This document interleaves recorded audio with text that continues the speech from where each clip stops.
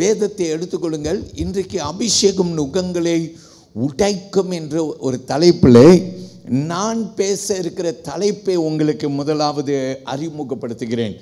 God's call to the unqualified என்ற ஒரு தலைப்பை நான் உங்களோடு கூட பேசும்படி விரும்பி இருக்கிறேன். தமிழிலே தகுதி அற்றவர்களை அழைக்கும் தேவன். ஆமேன்னு சொல்லுங்க பார்க்கலாம் எல்லாரும்.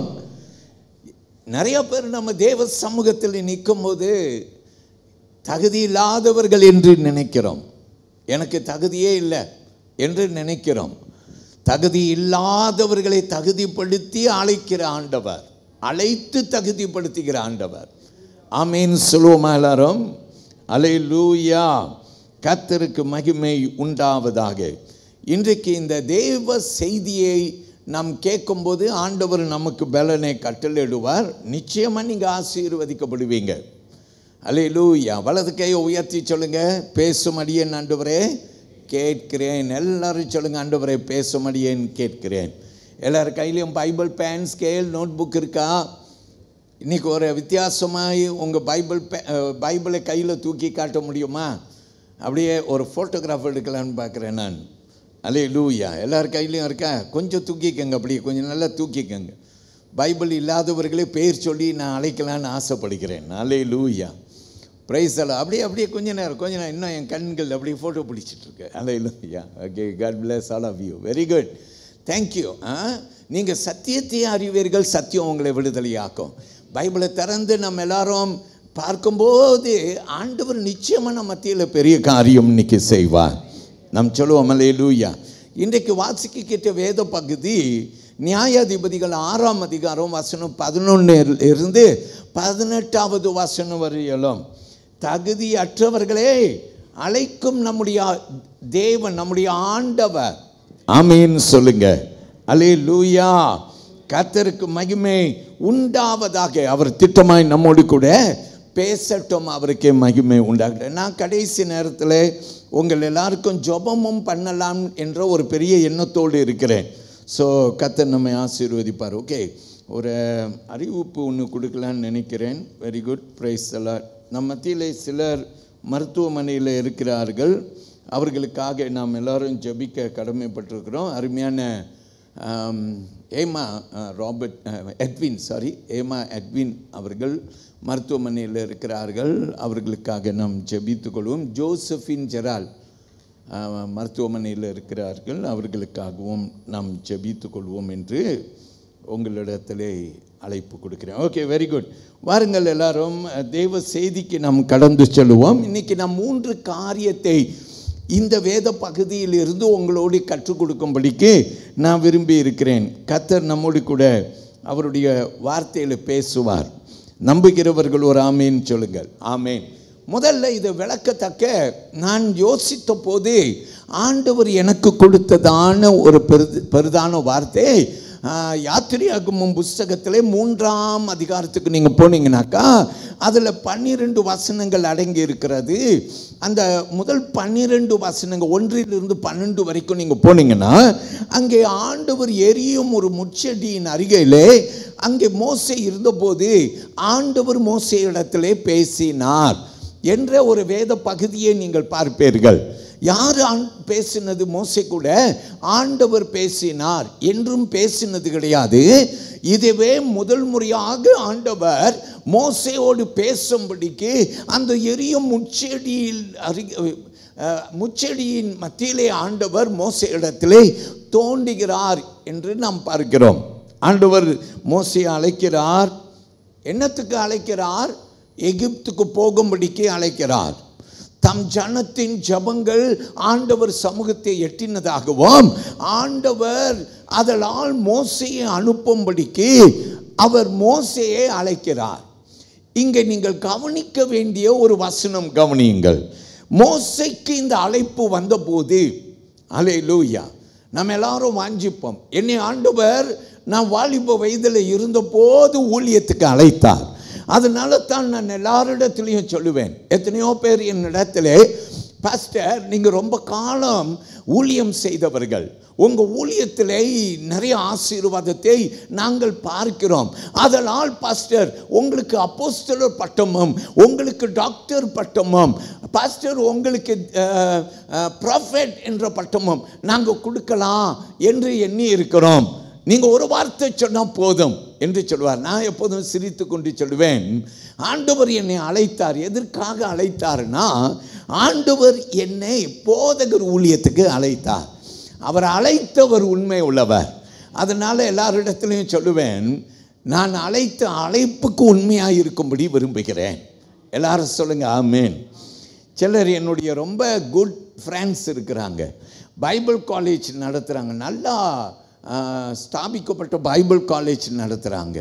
என்கிட்ட வந்து கேட்டாங்க, பாஸ்டர் உங்களுக்கு நிறையா வசதிகள் இங்கே உண்டு, அதனால் நீங்கள் ஒரு பைபிள் காலேஜ் ரன் பண்ணுறதுக்கு உங்களுக்கு எல்லாமே உண்டு, நீங்கள் ஒரு பைபிள் காலேஜ் ரன் பண்ணலாமே.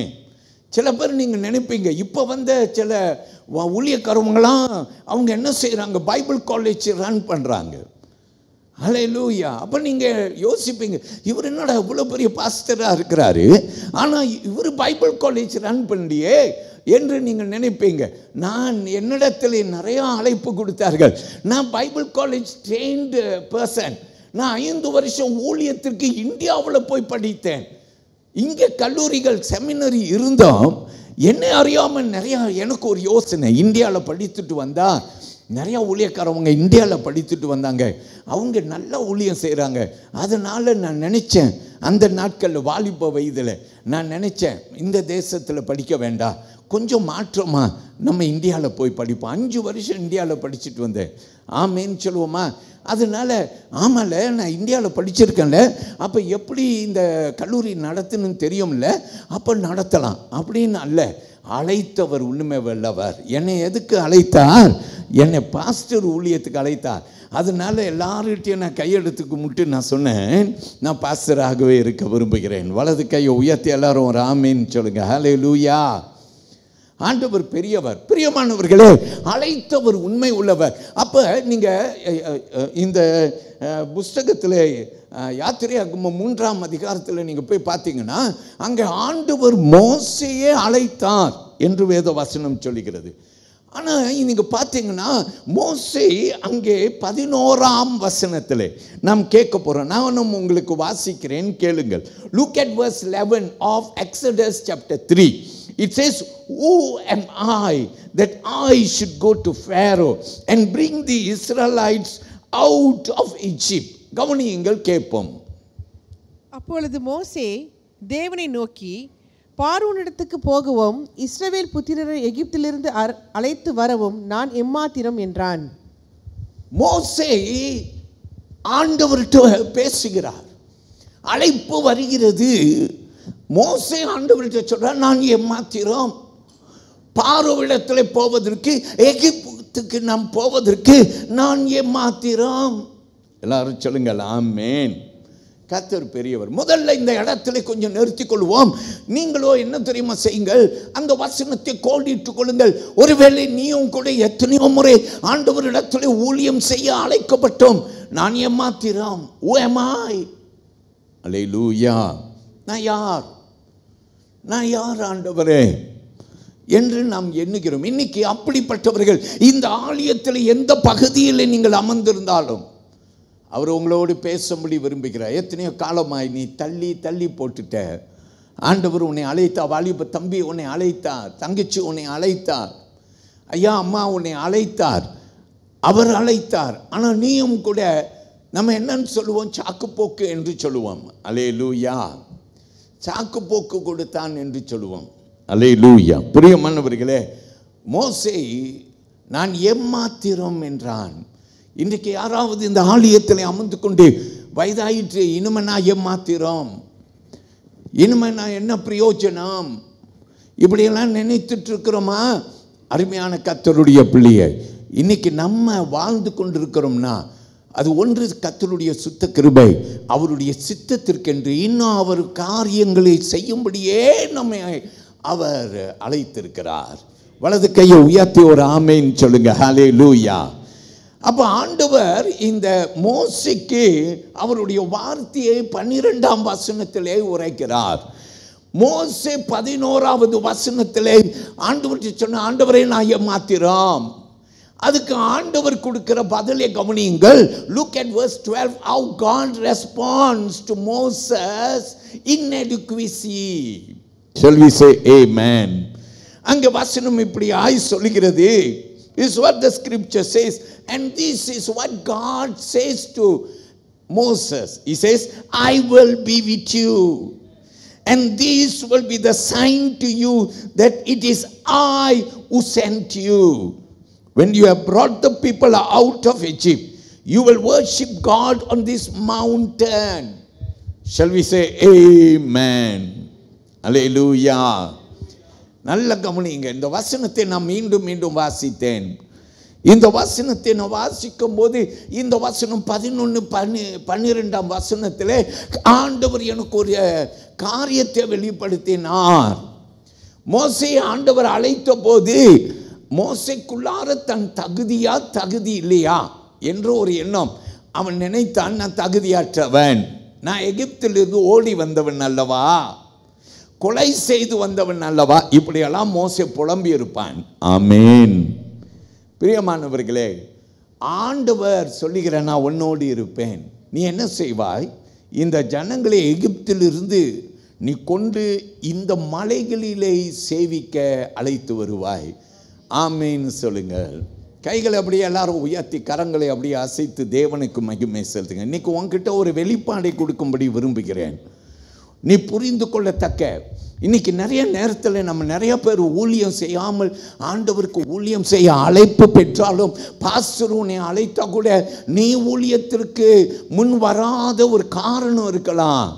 ஏன்னா நீ நினைக்கிறாய், நான் ஏமாத்திரம். அப்ப நீ எப்படி உன் கண்ணோட்டத்தை விடுகிறாய்? மோசே கண்ணோட்டம் விட்டு எப்படி கண்ணோட்டம் விட்டார்? தனக்கு தகுதி இல்லையா? அல்லேலூயா. தகுதி இல்லையா? ஐயோ, நான் தகுதியற்றவன், என்னால முடியாது என்று எண்ணினான். ஆனா மோசே ஆண்டவர் எப்படி தெரியுமா பார்த்தார்?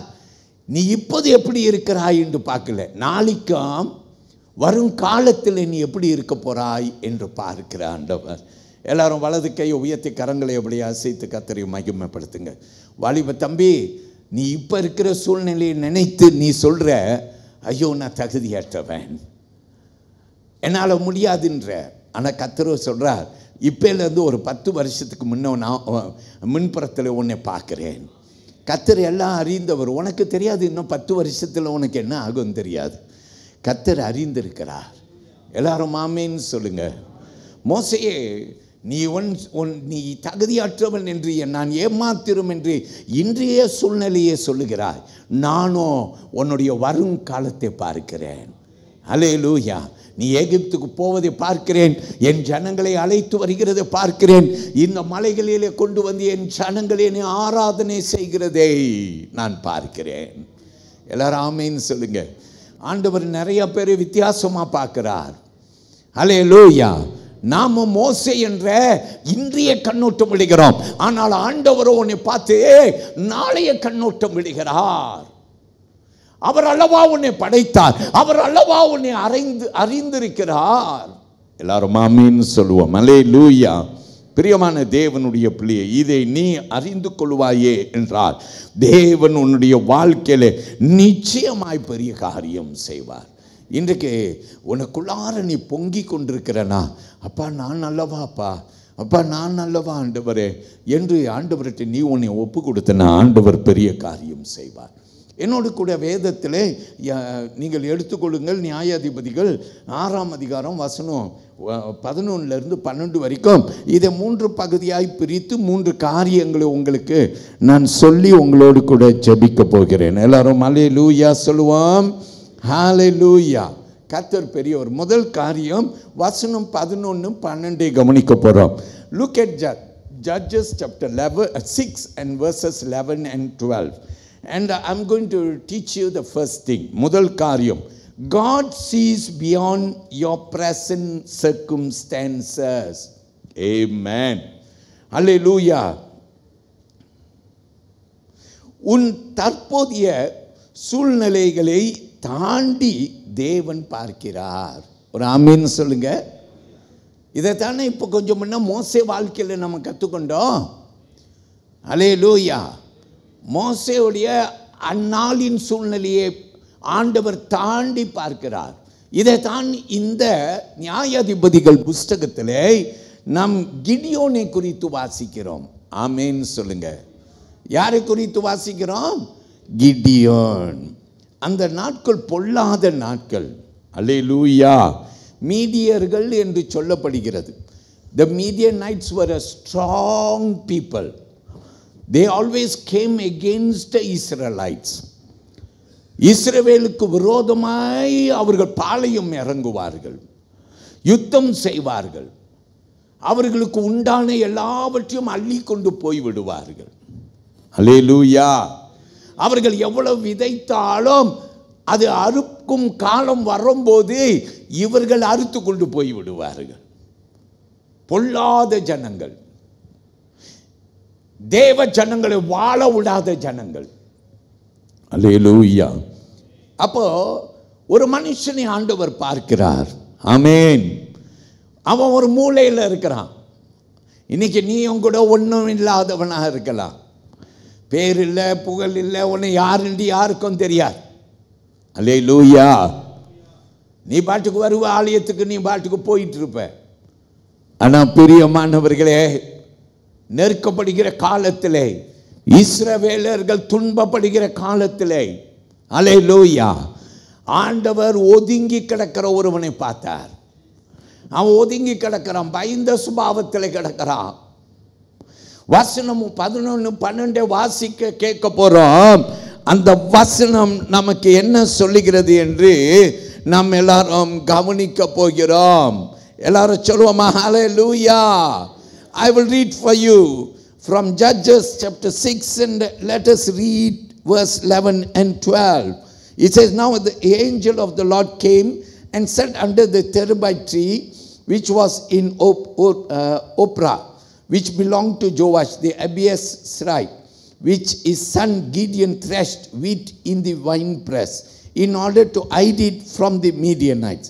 And the angel of the Lord appeared to him and said to him, the Lord is with you, you mighty man of valor. கேட்போம். அதற்கு பின்பு கர்த்தருடைய தூதனானவர் வந்து அபியேஸ்ரியனான யோவாசின் ஊராகிய ஒப்ராவில் இருக்கும் ஒரு கர்வாலி மரத்தின் கீழ் உட்கார்ந்தார். அப்பொழுது அவனுடைய குமாரன் கீதியோன் கோதுமையை மீதியானரின் கைக்கு தப்புவிக்கிறதற்காக ஆலைக்கு சமீபமாய் அதை போரடித்தான். கர்த்தருடைய தூதனானவர் அவனுக்கு தரிசனமாகி, பராக்கிரமசாலியே, கர்த்தர் உன்னோடே இருக்கிறார் என்றார். அந்த இடத்தை மீண்டும் வாசியுங்கள். கோதுமையை என்ன செய்து கொண்டிருந்தான்? போரடித்தான். திரும்பிமா. கோதுமையை மீதியானரின் கைக்கு தப்புவிக்கிறதற்காக ஆலைக்கு சமீபமாய் அதை போரடித்தான். ஹல்லேலூயா. அதே போர் அடித்தான் என்று வசனம் சொல்லுகிறது. ஆமென் சொல்லுங்கள். ஹல்லேலூயா. வழக்கமாய் என்ன செய்வார்கள்னா, கோதுமையை வெளியில காற்றடிக்கிற இடத்துல போர் அடிப்பார்கள். ஏன்? அதோடைய பதிர் விழும், காத்துல கீழே விழுணும். இவனோ என்ன செய்து கொண்டிருக்கிறான்? மறைமுகமாக போர் அடித்து கொண்டிருக்கிறான்.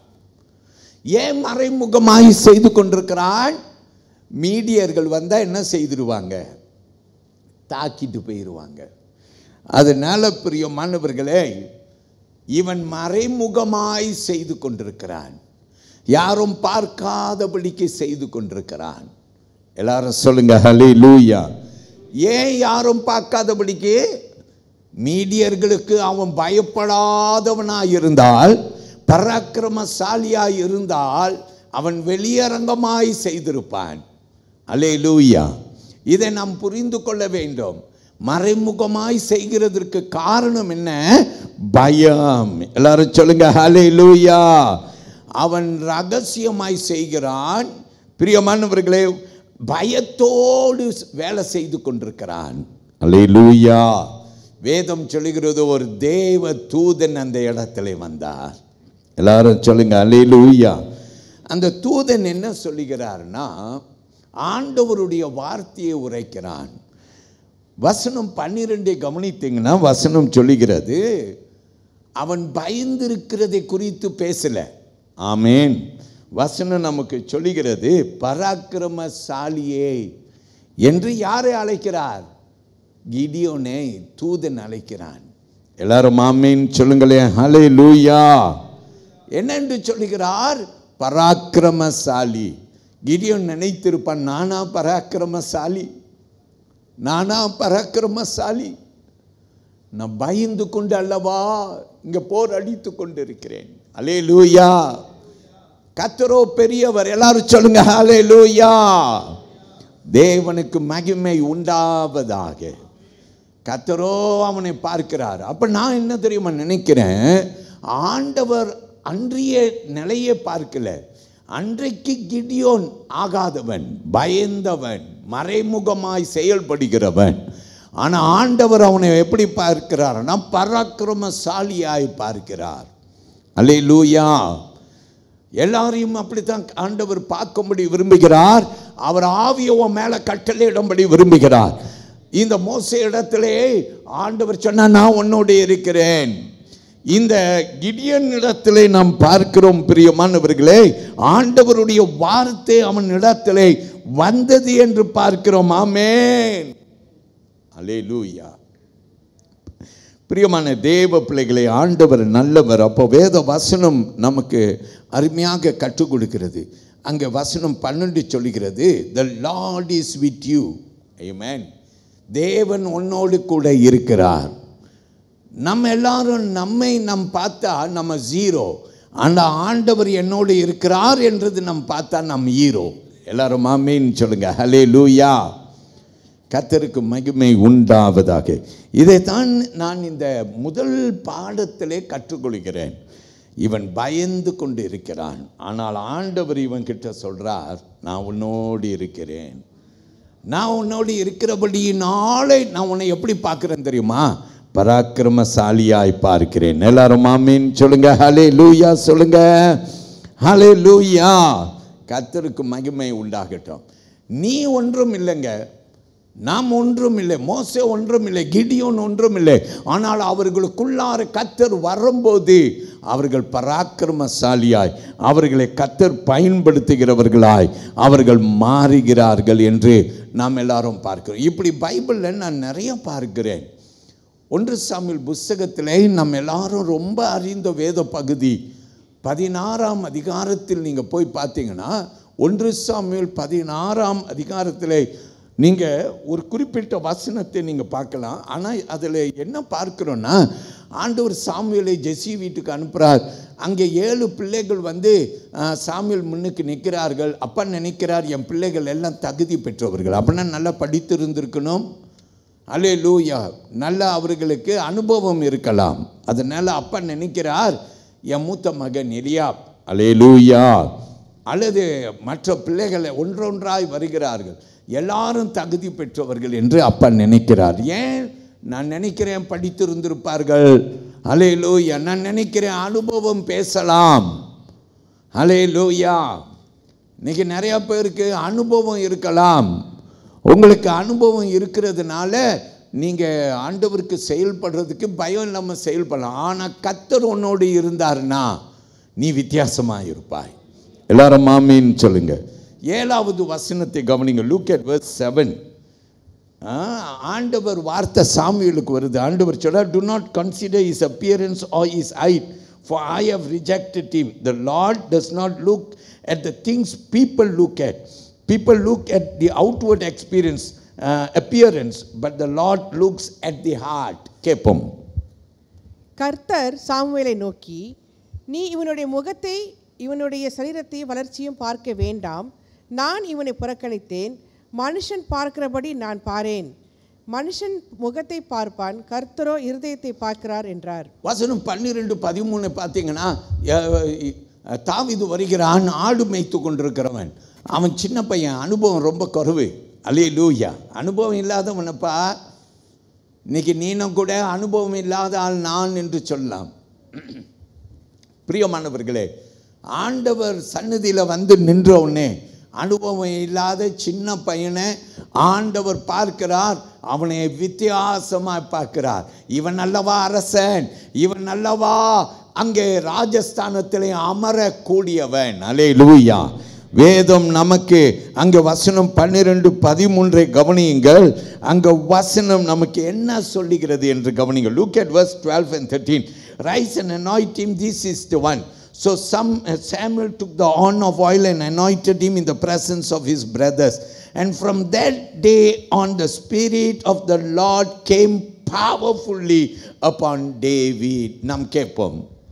ஆள் அனுப்பி அவனை அழைப்பித்தான். அவன் சிவந்த மேனியும் அழகிய கண்களும் நல்ல ரூபமுள்ளவனாய் இருந்தான். அப்பொழுது கர்த்தர், இவன் தான், நீ எழுந்து இவனை அபிஷேகம் பண்ணு என்றார். அப்பொழுது சாமுவேல் தைல கொம்பை எடுத்து அவனை அவன் சகோதரன் நடுவிலே அபிஷேகம் பண்ணினான். எல்லாரும் ஆமென் சொல்லுங்க. அங்க வசனம் நமக்கு 13வது வசனம் சொல்லுகிறது, அவன் மீது பரிசுத்த ஆவியானவர் எப்படி வந்தாராம்? பலமாய் வந்தாராம். ஆமென் சொல்லுங்க. அப்போ நீ எப்படி ஆண்டவருக்கு செய்யப்படுவானா, உன் மேல பரிசுத்த ஆவியானவர் வரும்போது நீ கர்த்தருக்கென்று செயல்படுவாய். அல்லேலூயா. வில்லியம் கேரி என்ற ஒரு அருமையான தேவ ஊழியக்காரரை நாம் எல்லாரும் அறிகிறோம். அவர் ஃபாதர் ஆஃப் மாடர்ன் மிஷன் அப்படின்னு சொல்லுவார்கள். அல்லேலூயா. பிரியமானவர்களே, ஒரு சாதாரணமான படிப்பு அறிவு இல்லாதவன் யாரு? William carry. படிப்பு இல்லாதவர். அல்லேலூயா. யாராக இருந்தார்? ஒரு கொப்லர். இங்கிலாந்து தேசத்தில் ஒரு கொப்லர், செருப்பு தைக்கிறவனாக இருந்தார். அதுதான் அவர் செய்கிற பணி. ஆனால் ஆண்டவர் மேலே ரொம்ப அன்புங்க. ஆண்டவரை ரொம்பவும் நேசித்தார். அதனால் வில்லியம் கேரி செருப்பு தைக்கிற வேலையை செய்தாலும் அவர் தரிசனம் பெருசாக இருந்துச்சு. சுவிசேஷம் உலகம் எங்கும் போக வேண்டும் அப்படின்ற அவருக்குள்ளார வைராக்கியம் இருந்துச்சுங்க. ஆனால் அவர் செய்கிற தொழில் என்ன? அவர் சாதாரணமான செருப்பு தைக்கிற தொழில் செய்கிற படித்தவரா? படித்திருந்தாலும் பரவாயில்லையா, படிக்காதவன். நம்ம படித்திருந்தா சொல்லுவோம், பரவாயில்ல, இவன் பெரிய சாதனைகளை செய்வான், ஏன் இவன் மண்டை நிறைய மூளைன்னு சொல்லுவோம். நம்ம நினைப்போம் நல்ல படித்த பட்டதாரி அறிவாளி என்று நினைப்போம். ஐயா, செருப்பு தைச்சிட்டு இருக்கிறவனுக்கு ஒரு தரிசனம் வந்துருச்சு. ஐயா, என்ன தரிசனம் தெரியுமா? உலகமெங்கும் சுவிசேஷம் போக வேண்டும். அல்லேலூயா. பிரியமானவர்களே, வில்லியம் கேரி என்ன தெரியுமா செய்தார்? அவர் ஊழியத்துக்கு போகிறேன்னு எழுப்பினார். எல்லாரும் சொன்னாங்க, எப்பா நீ எப்படிப்பா ஊழியம் செய்ய போகிற? இந்தியாவுக்கு போனார். அல்லேலூயா சொல்லுவோம். Praise the lord. அல்லேலூயா. இந்தியாவுக்கு போனார். இந்தியாவில் போய் இவர் என்ன தான் செய்ய முடியும் என்று நாம் நினைப்போம். இந்தியாவிலையும் போய் தச்சனுடைய தொழிலை தான் அவர் செய்தார். ஆனாலும் பிரியமானவர்களே, ஆண்டவர் அவருக்கு கொடுத்த தரிசனத்தை விரிவுபடுத்தினார். எல்லாரும் கண்களும் எப்படி தெரியுமா இருந்துச்சு வில்லியம் கேரி மேலே? அவன் செருப்பு தைக்கிறவன். He was only a cobbler. எல்லாரும் the people looked at him as only a cobbler. இன்னைக்கு ரொம்ப பேர் உன்னை எப்படி தெரியுமா பார்ப்பாங்க? படிக்காதவன் அப்படிலாம் தான் பார்ப்பாங்க. ஆனால் பிரியமானவர்களே, நீ கர்த்தருக்கு உண்மையாய் செயல்பட்டாய் என்றால் நீ உலகத்தை கலக்கலாம். கர்த்தர் பெரியவர். வில்லியம் கேரியை குறித்து வேதம் வரலாறு சொல்லுகிறது, அவர் பல மொழியிலே வேதத்தை மொழிபெயர்த்த ஒரு மனுஷன். எல்லாரும் சொல்லுங்க ஹல்லேலூயா. அது மட்டுமல்ல பிரியமானவர்களே, நிறைய காரியங்களை வில்லியம் கேரி அவர் செய்திருக்கிறார். பள்ளிக்கூடங்களை ஸ்தாபித்திருக்கிறார். பிரியமானவர்களே, யார் இவர்? படிப்பு இல்லாதவர். எல்லாரும் ஆமீன் சொல்லுங்க ஹல்லேலூயா. நம்ம எல்லாரும் சொல்லுவோம் தகுதி இல்லாதவர். ஆனால் பள்ளிக்கூடமும் செமினரியும் இப்படி அவர் ஸ்தாபித்து தேவனை மகிமைப்படுது. ஏன்? ஒரே காரணம், வில்லியம் கேரிக்கு ஒரு தரிசனம் இருந்துச்சு. அவர் தரிசனமாக இருந்தால் ஆகாது, ஆனால் ஆண்டவர் அவரோடு இருந்தார். இது தாங்க வித்தியாசம். இதுதான் வித்தியாசம். எல்லாரும் ஆமீன் சொல்லுங்க. ஆல்ரைட். நியாயாதிபதிகள் புஸ்தகம் 6ஆம் அதிகாரத்தில் வசனம் 13-16 வரைக்கும் ஒரு சின்ன கண்ணோட்டம் விட போகிறோம். ஓகே, என்ன கவனிக்க போகிறோம்? என்னோடு கூட கவனியுங்கள். வசனம் நமக்கு இப்படியாக கற்றுக் கொடுக்குது. நான் உங்களுக்கு சொல்ல விரும்புகிறது இரண்டாவதாக என்ன? What do I want to share with you? Secondly, God's presence overcomes your excuses. Amen. Hallelujah. தேவனுடைய பிரசன்னம் உன் சாக்கு போக்குகளை வெல்லும் என்ற ஒரு தலைப்பு கொடுத்திருக்கிறேன். ஆமீன் சொல்லுங்க. ஹல்லேலூயா. கிடியோனுக்கு ஒரு அழைப்பு வந்துச்சு. நம்ம எல்லாரும் முதல்ல வசனம் 11-12 பார்த்தோம். ஒரு அழைப்பு, தேவன் உன்னோடு இருக்கிறார் பராக்கிரமசாலியே என்று ஆண்டவருடைய வார்த்தை வந்தது. ஆமேன். வசனம் 13 கவனியுங்கள். Look at verse 13. சரியா? அந்த வசனத்தில் இந்த கிடியோனுக்கு ஒரு சந்தேகம். Look at it. If the Lord is with us, why has all this happened to us? Where are all his wonders that our ancestors told us about? நல்லா கவனிங்க. ஆண்டவரை கேட்ட கிடியோன் ஒரு கேள்வி கேட்கிறார். கேட்போம். அப்பொழுது கிதியோன் அவரை நோக்கி, என் ஆண்டவனே, கர்த்தர் எங்களோடு இருந்தால் இவையெல்லாம் எங்களுக்கு நேரிடுவானேன்? கர்த்தர் எங்களை எகிப்திலிருந்து கொண்டு வரவில்லையா என்று எங்கள் பிதாக்கள் எங்களுடைய விவரித்து சொன்ன அவருடைய அற்புதங்களை எல்லாம் எங்கே?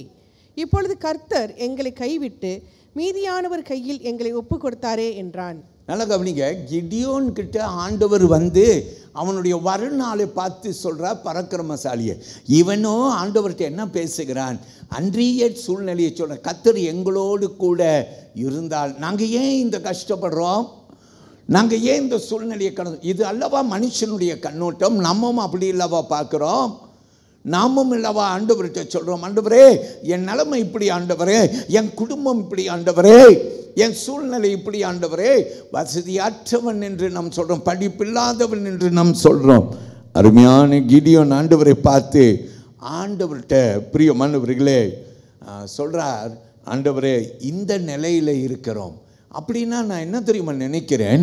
கிடியோனுடைய விசுவாசம் சற்று அசைக்கப்பட்டு விட்டது. Gideons faith was shake hand. ஏன்னா அவன் நினைக்கிறான், எங்கள் கூட ஆண்டவர் பெரியவர் இருக்கிறான்னா ஏன் இவ்வளோ கஷ்டம் நாங்கள் படுறோம்? இன்றைக்கி ரொம்ப பேர் அப்படித்தானே நம்ம ஆண்டவர்கிட்ட புலம்புகிறோம். அல்லேலூயா.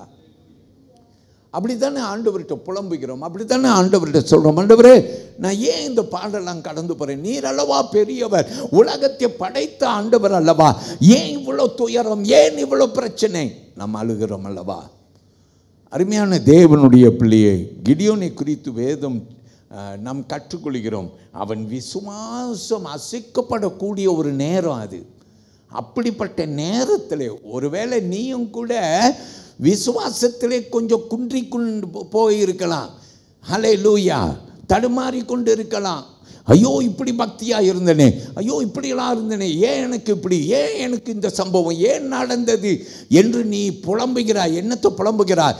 இப்போ நடக்கிறதை வைத்து நீ புலம்பிக் கொண்டிருக்கிறாய். ஆனால் ஆண்டவர் உன்னை நாளைக்கு பார்க்கிறார். நாளைக்கு நீ யார் என்று பார்க்கிறார். நீ பராக்கிரமசாலி அல்லவா? எல்லாரும் ஆமீன் சொல்லுங்க. அல்லேலூயா.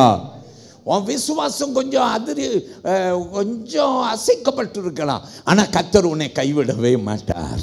உனக்குள் இருக்கிறவர் பெரியவர். எல்லாரும் ஆமீன் சொல்லுங்க. அல்லேலூயா. வசனம் 15 கவனிப்போம். அந்த 15வது வசனத்தை. அல்லேலூயா. கிடியோன் அங்கே ஆண்டவர்கிட்ட உரைக்கிறார். Pardon me, my Lord, Gideon replied, but how can I save Israel? My clan is the weakest in Manasseh, and I am the least in my family. கவனிப்போம். அதற்கு அவன், என் ஆண்டவரே, நான் இஸ்ரவேலை எதனாலே ரட்சிப்பேன்? இதோ மனாசேயில் என் குடும்பம் மிகவும் எளியது, என் தகப்பன் வீட்டில் நான் எல்லாரிலும் சிறியவன் என்றான். எல்லாரும் அல்லேலூயா சொல்லுங்க. இவனை கவனித்து பாருங்க. இவன் ஆண்டவர்கிட்ட சொல்றான், ஆண்டவரே நான் யார் ஆண்டவரே? எல்லாரும் சொல்லுங்க அல்லேலூயா. என் குடும்பம் ஏமாத்திரும். அல்லேலூயா. அதில் நான் ஏமாத்திரும் என்று சொல்றான். அல்லேலூயா. மூத்த பிள்ளையா இருந்தால் போராடுவான். மூத்த பிள்ளைனா மூத்தவன் நெஞ்ச தூக்குவான். இவன் சொல்றான், ஆண்டவரே நான் யார் ஆண்டவரே? என் குடும்பம் என்ன? நாங்கள் ரொம்ப சிறிய ஒரு குடும்பம். அல்லேலூயா. தினகரன் ஐயா எப்போதும் சொல்லுவார், அல்லேலூயா, நான் எங்கேருந்து வந்தவன்? குக்கிராமத்தில் இருந்து வந்தவன் சொல்லுவார், ஒரு சின்ன கிராமத்திலிருந்து வந்தவன் அப்படின்னு சொல்லுவார். கர்த்தர் அவரை உயர்த்தி வைக்கலையா? அருமையான கர்த்தருடைய பிள்ளையே, தேவன் பெரியவர். எல்லாரும் ஆமென் சொல்லுவோமா? ஹல்லேலூயா, ஹல்லேலூயா. நம்முடைய சொந்த பலன் எனக்கு முடியாது என்று நம்ம சொல்லும் போது ஆண்டவர் சொல்றார், உன் பலன் மேலே என் பலன் வரும், என் பலன் வரும். என் பலன் வரும்போது நீ பலன் அடைவாய். எல்லாரும் ஆமென் சொல்லுவோமா? ஹல்லேலூயா. வசனம் 16 கவனியுங்கள். 16ஆம் வசனம் ஆண்டவர் சொல்றார், I will be with you and you will strike down all the Midianites, leaving none alive. வசனம் வாசிங்க கேட்போம். அதற்கு கர்த்தர், நான் உன்னுடனே கூட இருப்பேன், ஒரே மனுஷனை முறியடிப்பது போல நீ மீதியானரை முறியடிப்பாய் என்றார். எல்லாரும் ஆமென் சொல்லுவோமா? ஹல்லேலூயா. நீ முறியடிப்பாய். ஹல்லேலூயா. கர்த்தர் சொல்லுகிற, ஏன் நான் உன்னோடு இருக்கிறேன். உன் சொந்த பலன் பத்தாதுங்க. உன் சொந்த பலத்தால், ரொம்ப பேர் இன்னைக்கு நம்ம சொந்த பலத்தால் நம்முடைய பலவீனங்களெல்லாம் விட்டுடலான்னு நினைக்கிறோம். குடிப்பழக்கம் இருக்கா யாருக்கும்? சிகரெட் பழக்கம் இருக்கா? வெத்தலை சாப்பிட்ற பிரச்சனை இருக்கா? வேப் இழுக்கிற பிரச்சனை இருக்கா? யாருக்காவது தெரியாம ரகசியமாய் வேப் இழுத்து கொண்டிருக்கிறாயா? ஐயோ தெரியாமல் இதில் விழுந்து விட்டேன், நான் எப்படி இதில் இருந்து மீண்டு வருவேன் என்று புலம்பிக் கொண்டிருக்கிறாயா? கர்த்தர், உன்னால முடியாது, ஆனால் என் பலன் வரும்போது நீ விடுதலை அடைவாய். ஹல்லேலூயா. எல்லாரும் சொல்லுங்க ஆமென். கர்த்தருடைய வார்த்தை இப்படியாக சொல்லுகிறது. எரேமியா புஸ்தகத்தில் 1ஆம் அதிகாரத்தில் வசனம் 4 to 8 வரைக்கும் போய் பார்த்தீங்கன்னா, எரேமியாவை ஆண்டவர் அழைத்த போது எரேமியாவை ஆண்டவர் இடத்துல, நான் பேச அறியாதவன், நான் சின்ன பையன் என்று சொல்லி வசனம் 6 அவன் பேசினான். ஆனால் ஆண்டவர் வசனம் 7, 8 போய் பார்த்தீங்கன்னா, நான் சிறு பையன் என்று சொல்லாதே ஆண்டவர் சொல்றார். அல்லேலூயா. நான் அனுப்புகிற இடத்துக்கு நீ போவேன், நான் சொல்லும்படி சொல்லுகிறதை நீ சொல்வாய், ஆண்டவர் அவங்கள்ட்ட சொல்லுகிறார். அல்லேலூயா. பிரியமானவர்களே, நீ ஒன்றும் இல்லாத போது தான் நீ உன்னால் கூடுன்ட்டு கர்த்தர் இடத்துல சொல்லுவார். எல்லாரும் ஆமீன் சொல்லுங்க. நான் ரொம்ப ஃபாலோ பண்ணுற ஒரு மனுஷன் இருக்கிறார், நிக் உஜிசிக்னு ஒருவர் இருக்கிறார். அவருக்கு 2 கையும் இருக்காது, 2 காலும் இருக்காது. அல்லேலூயா.